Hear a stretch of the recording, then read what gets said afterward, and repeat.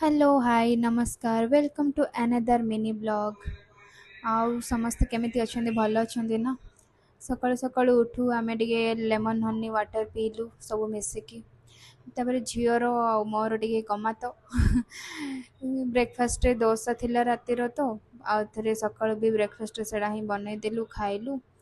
Husband कर office time हेलानी से office जिबे बोली बाहर लेनी। मॉर्निंग रे हस्बैंड सब पनीपरिया आनी मुझे तार रेटा कौची।